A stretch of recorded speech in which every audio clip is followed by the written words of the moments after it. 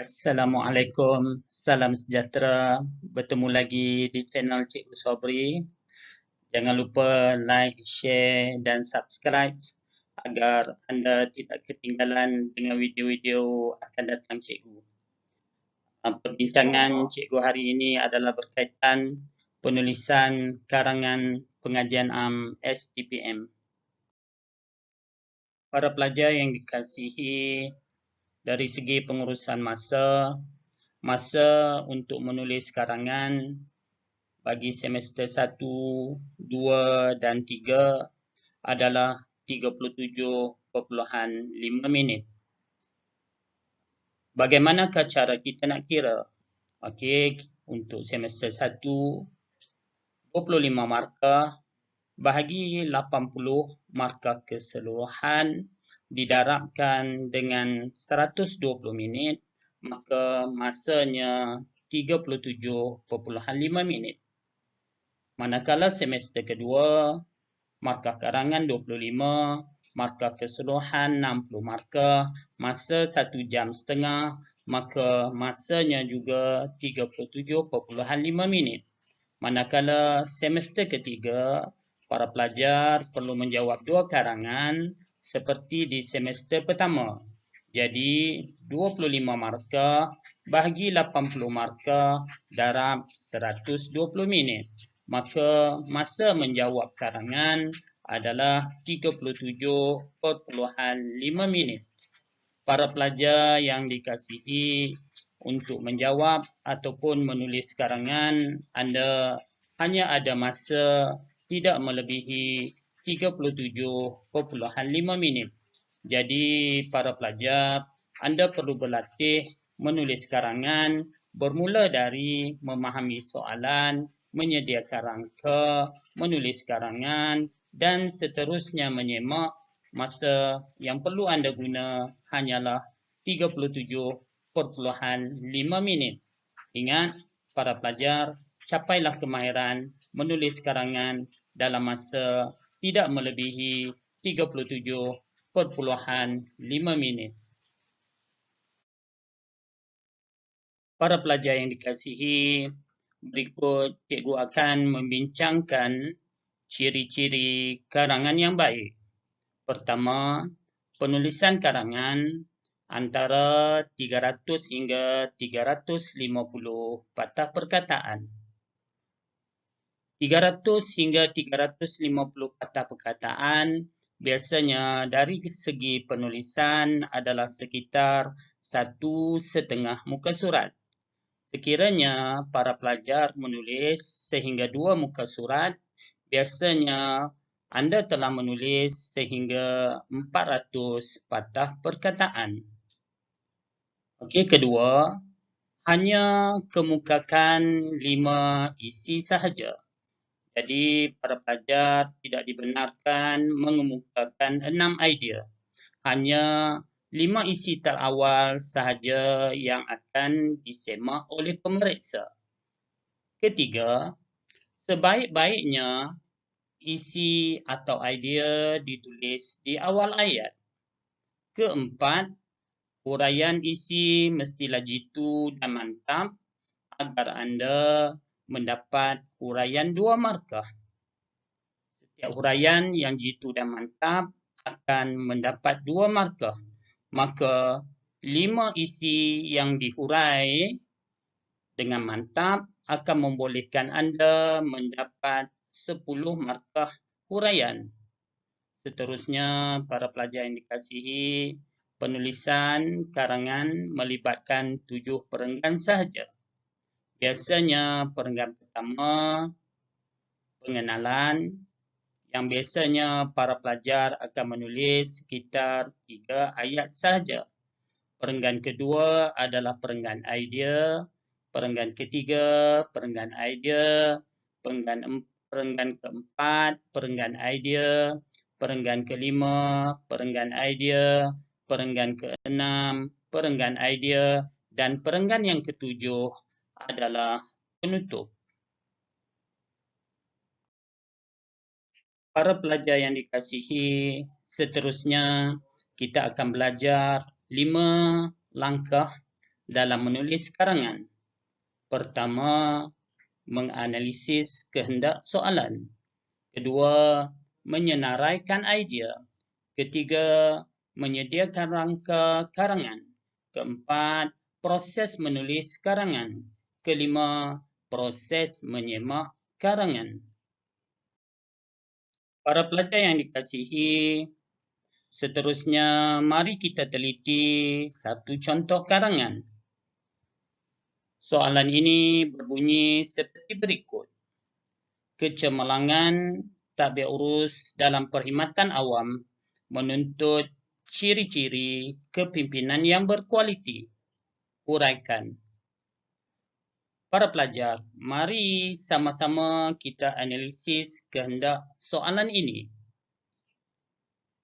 Pertama, kita teliti kata tugas.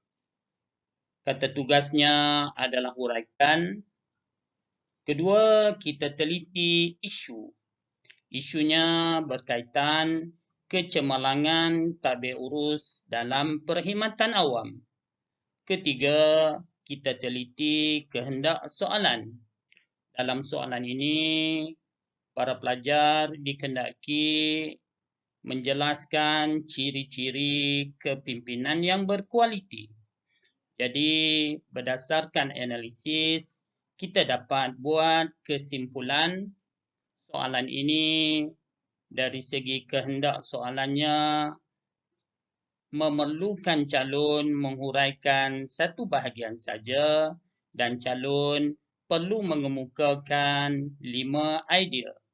Jadi, para pelajar perlu menghuraikan ciri-ciri kepimpinan yang berkualiti berkaitan dengan kecemerlangan tabir urus dalam perkhidmatan awam.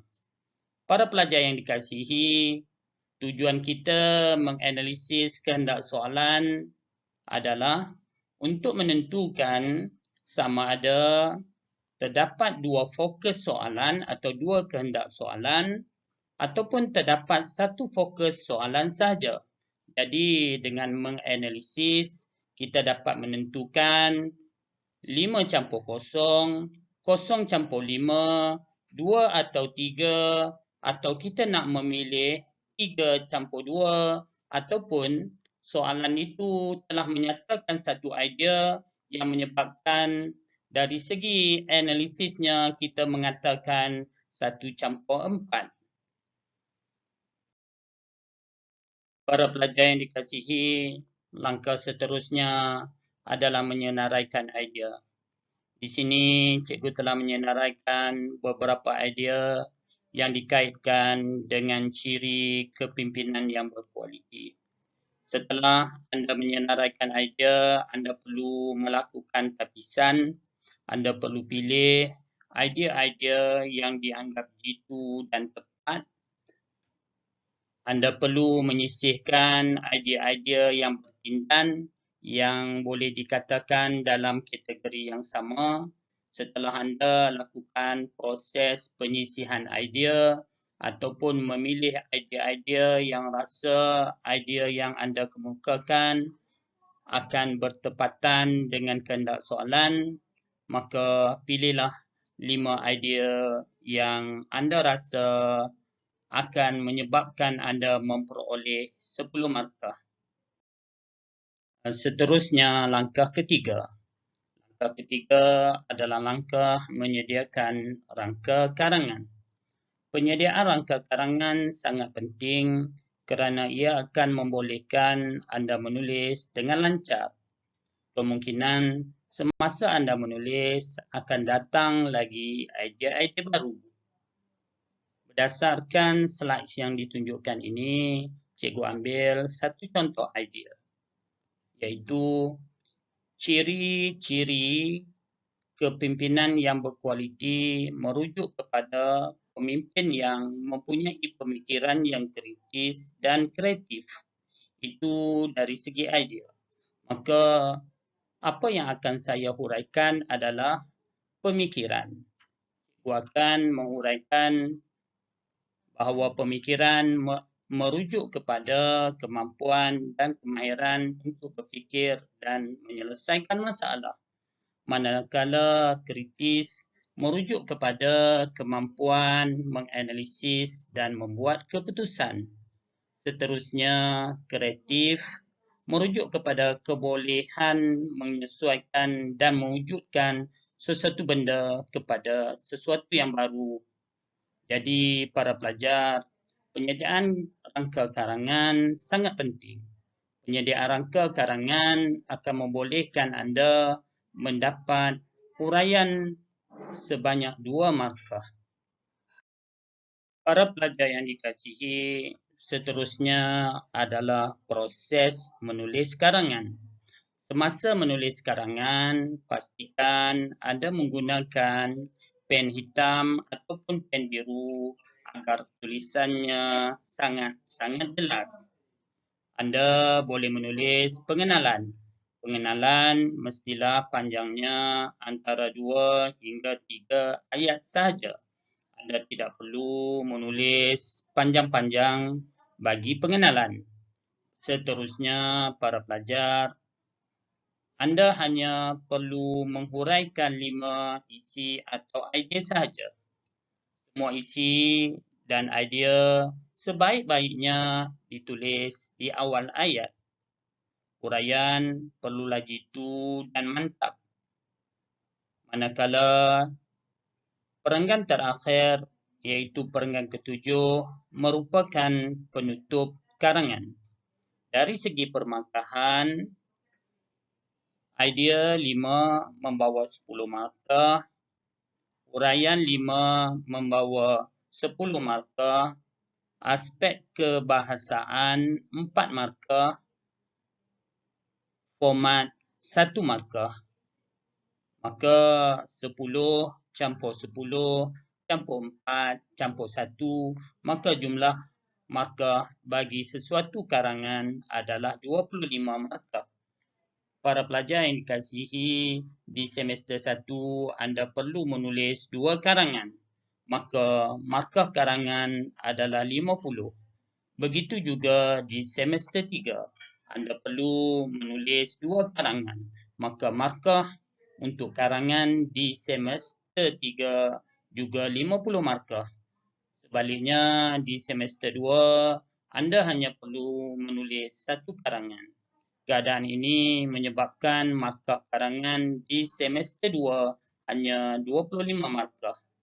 Kegagalan anda mengemukakan 5 idea akan menyebabkan anda hanya mendapat 1 markah daripada 25 markah di semester kedua.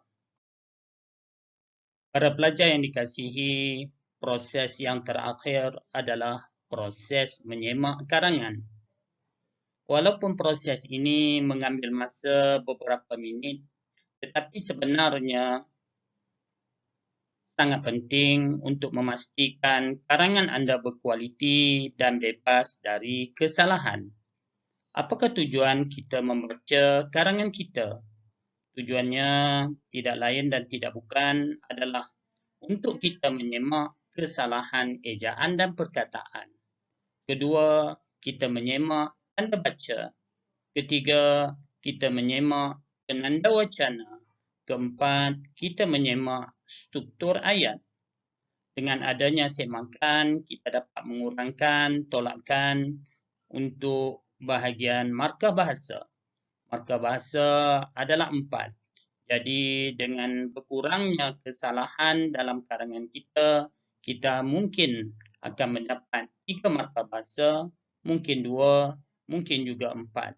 Jadi, para pelajar yang dikasihi, sekiranya kita mendapat 3 markah untuk bahasa, maka di semester 2 kita berhadapan dengan 2 karangan, maka kita telah mendapat 6 markah bahasa. Berbeza sekiranya kita mendapat 1 markah, maka 2 karangan kita hanya mendapat markah bahasa 2 markah. Jadi para pelajar, sangat-sangat penting menyemak karangan anda. Para pelajar yang dikasihi, ingat 5 langkah dalam menulis karangan. Pertama, menganalisis kehendak soalan. Kedua, menyenaraikan idea. Ketiga, menyediakan rangka karangan. Keempat, menulis karangan. Kelima, menyemak karangan anda. Para pelajar yang dikasihi, sekiranya anda mempunyai kemahiran, anda memperuntukkan masa untuk menulis karangan dan banyak latihan yang anda buat, cikgu sangat yakin insya-Allah anda akan skor A untuk bahagian karangan sama ada di semester 1, 2 dan 3. Cikgu doakan semoga anda berjaya. Okey, bye. Jumpa lagi di video-video cikgu yang akan datang.